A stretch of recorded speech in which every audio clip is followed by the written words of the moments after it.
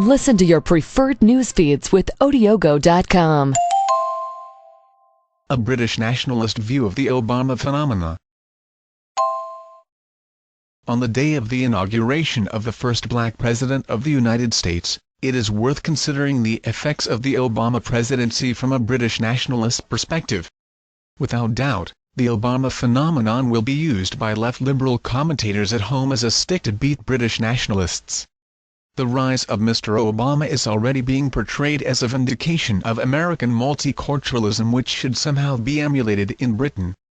This is, of course, nonsense, and a moment's reflection shows why. Firstly, there are very significant differences between the demographic situation of the USA on the one hand, and Britain and Western Europe on the other. Like Europe, the USA is subject to massive immigration and demographic change, but in North America, this predominantly originates from Latin American countries whose cultural and linguistic roots lie in Christian Europe. The U.S. is not threatened by mass Muslim immigration, there are no demands for Sharia and few inner-city Islamic ghettos on the French or British model. Moreover, the USA is, and always has been, a country of immigrants. Most African Americans who voted for Obama, although not Obama himself, are the descendants of slaves who were brought to the country by force and whose claim to be Americans is as strong as any white Anglo-American, Irish American or Italian American. Therefore, trite comparisons between the United States and Britain are unwarranted.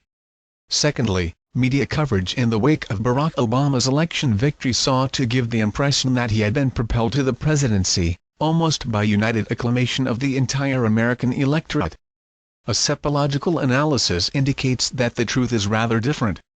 In spite of all Bush's patent failures, white Americans still voted Republican last November by clear margin of 55% to 43%, which would have been enough to put John McCain in the White House, if America still had the same population balance as it did 30 years ago. A more startling statistic is that black voters supported Obama by a margin of 95% to 5% and Hispanics by 66% to 31%.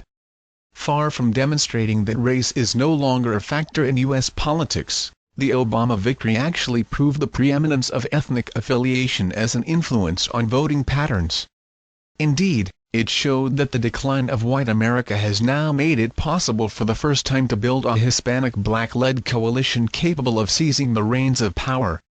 Whereas whites were divided during the presidential election, blacks were united in their common purpose of electing their ethnic champion. The Obama victory is certainly historic, for it surely marks the beginning of the end of the USA as a predominantly white, ethnic European country and in that sense, serves as a warning to British nationalists. Thirdly, there is the question of Obama's heritage itself.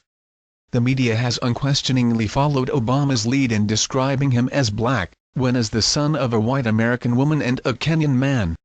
He is self-evidently as much white as he is black. It is a clear demonstration of the extent to which the media in the USA, as in Britain, seeks to portray the white identity as a vacuum, which is automatically overridden and trumped by any competing identity. It is as if being white is what is left over when there is no other identity to affirm. It is interesting to speculate whether Obama would have won the White House if he had defined himself as mixed race, or indeed white, and not been able to enlist the support of the newly organized Black Bloc vote. The Obama phenomenon has an echo of the triumph of Tony Blair in Britain at the 1997 election. It was tempting to get temporarily caught up in the general euphoria of Blair's first election victory, even in the full knowledge that adverse consequences were sure to follow. There is no doubt that Mr. Obama is a talented and able politician, which makes him just as dangerous as Blair. He is young, eloquent and intelligent, and has none of the fake and affected sincerity which made phony Tony pall so quickly. Nevertheless, disappointment with Obama in the USA will probably ensue even more quickly than it did with Blair in Britain. In some respects, Obama's decisive break with the policies of the tired Bush presidency should be welcomed by British nationalists. The era of reckless American military adventurism in every world trouble spot is surely over, even though American, and British, soldiers will continue to die in the lingering war in Afghanistan, which ironically, President Obama has pledged to continue and indeed ramp up. Obama's instinctively protectionist economic instincts may well be more to the taste of British nationalists than the free market capitalism professed, although not always applied, by George W. Bush. Obama's mixed cultural heritage could have provided the new president with a unique opportunity to strive for a lasting settlement to the Israeli-Palestinian conflict, which is at the root of so many geopolitical problems.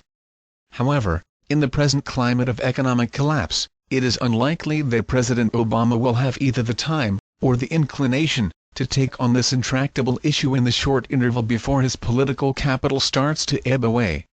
For President Obama's fate is to inherit a toxic combination of undeliverable expectations and appalling economic conditions, the worst effects of which are sure to crystallize in the next few years. His left-wing economic policies will quickly alienate the constituencies who still wield the real financial power in the land, in spite of the credit crunch. Obama's talent for soaring rhetoric will be of no use to him when hard policy decisions are required and the economic cupboard is bare. No person of goodwill could deny President Obama the right to enjoy his inauguration and the political honeymoon to follow. It just won't last very long. Share.